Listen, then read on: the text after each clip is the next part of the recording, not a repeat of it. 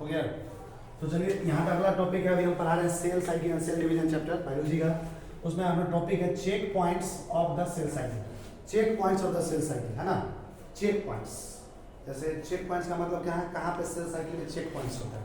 जैसे हम लोग के डेली लाइफ में क्या होता है, हम लोग कहीं पे बाइक लेके निकलते हैं तो जो पुलिस प्रशासन का आदमी होता है कहीं भी गाड़ी खड़ा करके गाड़ी को रोक देता है और उसको पूछता है हमारे पास ड्राइविंग लाइसेंस है कि नहीं, हेलमेट है कि नहीं, गाड़ी का कागज देखता है, पोल्यूशन देखता है, बहुत सारा चीज़ चेक किया जाता है ना। ये सब चीज़ चेक किया जाता है हमारे डेली। उसी तरह सेल साइकिल जो चलता है उसमें कौन सा चेक पॉइंट्स आज हम पढ़ते हैं। तो क्या लिखा, cell cycle is running by a group of special protein. सारा जो सेल साइकिल है प्रोटीन का एक ग्रुप होता है, प्रोटीन का एक समूह होता है, उसके मदद से ये सेल साइकिल चलता है। और प्रोटीन का जो समूह होता है उसको क्या बोलते हैं, साइक्लिन एंड सीडीकेस। प्रोटीन का जो ग्रुप है जो सेल साइकिल को चलाता है उनको सब प्रोटीन का ग्रुप है, साइक्लिन प्रोटीन, सीडीकेस प्रोटीन, या इसी को शॉर्ट फॉर्म में एमपीएफ बोलते हैं। क्या बोलते हैं। अब इस दोनों का खोज किसने किया था, एक साइंटिस्ट है, इसका नाम है नर्स टी हंट हार्टवेल, और ये 2011 में इसका खोज किया गया था। और कहाँ पे स्टडी लोग किए थे, एक ऑर्गेनिज्म है जिसका नाम है सेकेरोमाइसिस। क्या लिखा है, सेकेरोमाइसिस ईस्ट जिसको बोलते हैं, इस पे इन्होंने स्टडी किया था। Cell cycle is running by a group of special protein called cyclin and CDKs. Cell cycle एक ग्रुप ऑफ प्रोटीन के ग्रुप से रन करता है जिसको हम लोग क्या बोलते हैं, साइक्लिन और सीडीकेस। आगे देखो, the activity of enzymes known as cyclin dependent kinases CDKs regulates the cell cycle. कहा ये जो एंजाइम का जो एक्टिविटी है जिसको क्या कहा जाता है, साइक्लिन डिपेंडेंट काइनेस है ना, सीडीकेस। ये क्या करता है, सेल साइकिल की एक्टिविटी को क्या करता है, रेगुलेट करता है। काइनेस किस तरह का एंजाइम है, पढ़ते हैं उसके बारे में। Kinase is an enzyme that removes a phosphate group from ATP and add to another protein।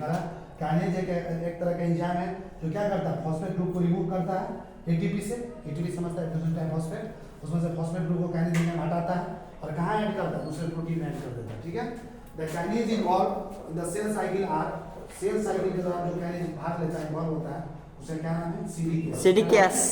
Because they are activated when they combine with key protein called cyclin. ये सीडीकेस जो क्या है, काइनेज है, ये एक्टिवेट तब होगा जब एक प्रोटीन से जुड़ता है। उस प्रोटीन का क्या नाम है, साइक्लिन प्रोटीन। अब आगे देखो, एट सम चेक पॉइंट्स, कुछ चेक पॉइंट्स होते हैं, जैसे जीवन से जब एस फेज में कोई जाता है, कहाँ से कहाँ जाता है, जीवन से एस फेज में। और कहाँ एक पहला चेक पॉइंट कहाँ मिलेगा तुमको, जीवन फेज से जब एस फेज में जाएगा, और दूसरा चेक पॉइंट कहाँ मिलेगा, G2 से जब एम फेज में जाएगा। एम फेज मतलब प्रोफेज, मेटाफेज, एनाफेज, टेलोफेज। तो चेक पॉइंट तुमको याद रखना है, ये पूछता है परीक्षा में डायरेक्ट। ऑब्जेक्टिव क्वेश्चन में पूछ देगा कि सेल साइकिल का कौन सा फेज है जहाँ पे चेक पॉइंट्स अवेलेबल होता है। क्या बोलोगे, ए G1 से एस फेज और G2 टू एम फेज, यही पे चेक पॉइंट्स होता है।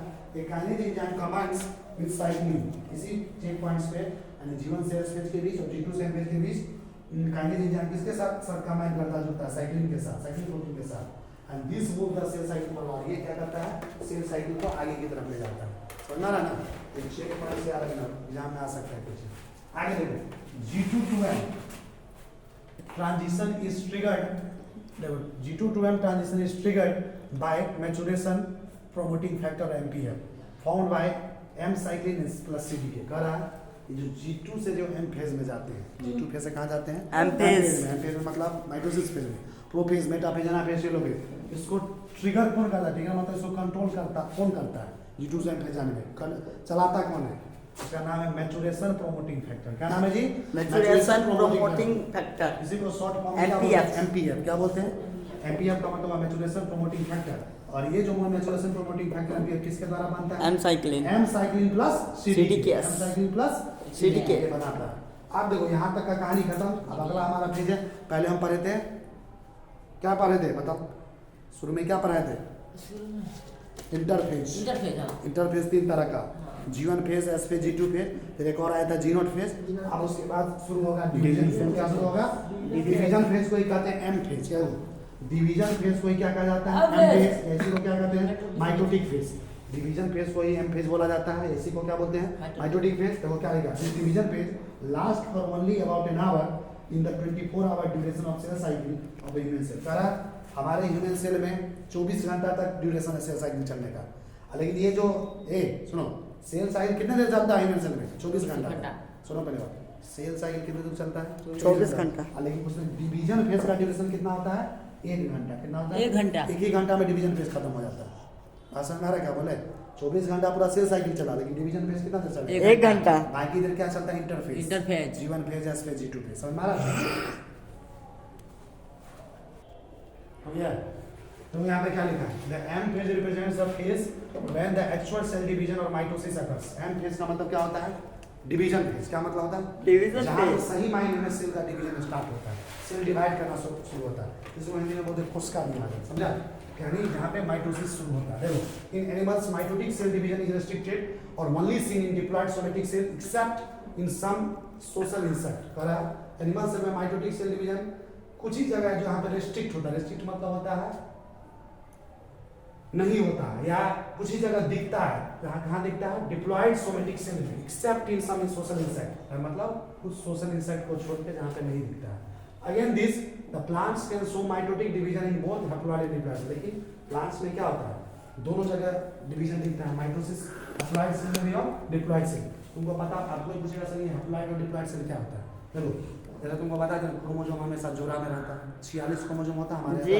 उसको लिखे थे 2n = 246, याद है? तो ये जो जोड़ा में जो होता है ना क्रोमोसोम, उसको कहते हैं डिप्लॉयड। क्या कहते हैं? अगर क्रोमोसोम आधा हो गया एक एक करके, तो उसको क्या कहेंगे? समझ में आ रहा है? आगे देखो, this is the most dramatic period of the cell cycle involving a major reorganisation of virtually all components of the cell. ये जो सेल साइकिल है, सेल डिवीजन, इस सेल साइकिल का सबसे ड्रामेटिक पीरियड है। समझ में आ रहा है? ड्रामा वाला पीरियड है, जिसके अंदर बहुत सारी चीज को रीऑर्गेनाइज किया जाता है, बहुत सारे कंपोनेंट्स से सेल का इन्वॉल्व होता है। Since the number of chromosomes in the parent cell and progeny cell is same, it is also called as equational division। तो उनको पता होना चाहिए माइटोसिस प्रोसेस जब होता है ना, जब कभी किसी सेल कहते हैं कि माइटोसिस में जाता है, किसी पेरेंट्स का, पेरेंट्स मतलब फादर या मदर, उस पर माइटोसिस हुआ, सेल डिवाइड किया, तो जो नया जो चीज़ बना ना डॉटर या प्रोजेनी, तो उसमें क्रोमोसोम सेम ही रहता है। यहाँ भी 46 रहेगा, तो वहाँ भी कितना रहेगा? 46। क्रोमोसोम माइटोसिस के बाद जो नया चीज बना, मतलब कहेगा किसी सेल में माइटोसिस हुआ, माइटोसिस सेल डिवीजन। समझ में आ रहा? तो उसके बाद जो नया चीज बना उसमें क्रोमोसोम क्या रहा? तो जो पेरेंट में है ना वही वहाँ भी रहेगा। तो दोनों में क्रोमोसोम क्या रहेगा? क्रोमोसोम का नंबर सेम रहेगा। इसके बाद एक पढ़ाएंगे मियोसिस। समझा? दूसरा टाइप, उसमें बताएंगे क्रोमोसोम सीधा आधा हो जाता है। तो यहाँ पे कुछ नहीं होता। देखो यहाँ पे देखो क्या लिखा है? क्रोमोसोम का संख्या पेरेंट में, पेरेंट मतलब माता पिता, जो बच्चा वाला प्रोजेनी, दोनों में क्या होता है? सेम होता है। क्योंकि क्रोमोसोम का संख्या सेम है ना माइटोसिस के बाद भी, तो इसी वजह से माइटोसिस को क्या कहा जाता है? क्या कहा जाता है? Equational division. क्या कहा जाता है? तुमसे पूछेगा परीक्षा में, why mitosis process is called equational division. Mitosis process को इक्वेशनल डिवीजन क्यों कहा जाता है? कि माइटोसिस में डिवीजन, माइटोसिस से डिवीजन होने के बाद पेरेंट्स और जो प्रोजेनी बनता है, दोनों में क्रोमोसोम क्या होता है? Same. Now for convenience mitosis have been divided into 4 stages of process. सुविधा के लिए, कन्वीनियंस मतलब क्या होता है? सुविधा के लिए माइटोसिस जो है, माइटोसिस प्रोसेस जो है, उसको कितने स्टेज में डिवाइड कर देता है? कितने स्टेज में? 4 स्टेज, जो तुमको हम कल बताए थे, PMAT ट्रिक्स बताए थे। क्या बताए थे? PMAT, प्रोफेज, मेटाफेज, एनाफेज, ट्रिकोज। याद आ रहा है?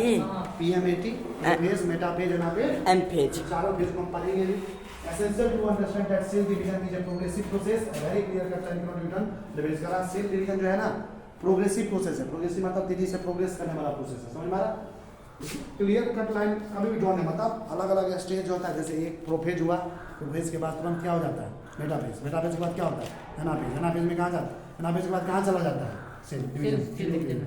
ये सब एक दूसरे लगातार होता रहता है। The M phase starts with nuclear division। Mitosis phase या डिवीजन फेज स्टार्ट कहाँ से होता है? सबसे पहले होता है न्यूक्लियर डिवीजन। क्या होता है जी? न्यूक्लियस डिवाइड करता है। माइटोसिस हो रहा है ना, उसमें सबसे पहले क्या डिवाइड करता है? न्यूक्लियस, जो होता है nuclear division. Corresponding to separation of daughter chromosomes, और यानी न्यूक्लियर डिवीजन जब होता है तो उसमें क्या होता है? जो डॉटर क्रोमोसोम है ना, जो डॉटर बना, जो प्रोजेनी बना, उसका क्रोमोसोम सेपरेट होता है, अलग होता है। समझ में आ रहा है? और इसी प्रोसेस को बोलते हैं कैरियोकाइनेसिस। क्या बोलते हैं? कैरियोकाइनेसिस। कैरियो का मतलब होता है न्यूक्लियस, काइनेसिस का मतलब होता है डिवीजन, मतलब न्यूक्लियर डिवीजन। कैरियोकाइनेसिस मतलब क्या हुआ? जहाँ पे न्यूक्लियस डिवाइड कर रहा है, यानी डॉटर क्रोमोसोम क्या हो रहा है? एक दूसरे से अलग हो रहा है, सेपरेट हो रहा है। And usually ends with division of cytoplasm. और लास्ट में कौन सा चीज का डिवीजन होता है? पहले न्यूक्लियस का डिवीजन होता है, पहले न्यूक्लियस का डिवीजन होता है, लास्ट में क्या चीज का डिवीजन होता है? साइटोप्लाज्म का किसका डिवीजन होता है? साइटोप्लाज्म। पहले न्यूक्लियस का डिवीजन हुआ जिसको कैरियोकाइनेसिस, उसके बाद साइटोप्लाज्म का डिवीजन होता है उसको क्या बोलते हैं? साइटोकाइनेसिस। क्या बोलते हैं? साइटोकाइनेसिस। याद है जैसे डायग्राम में कल बताए थे G1 से S, S से G2, G2 से M फेज, M फेज में क्या क्या लिखा थे? प्रोफेज, मेटाफेज, एनाफेज, टेलोफेज, इसमें न्यूक्लियर का डिवीजन और उसके बाद लिखा थे साइटोकाइनेसिस। देखो है डायग्राम में जी। साइटोकाइनेसिस लास्ट में होता है, इसमें क्या चीज होता है, क्या डिवाइड करता है? साइटोप्लाज्म। तो फिर से मिलेंगे नए वीडियो लेक्चर में cell cycle and cell division chapter लेके।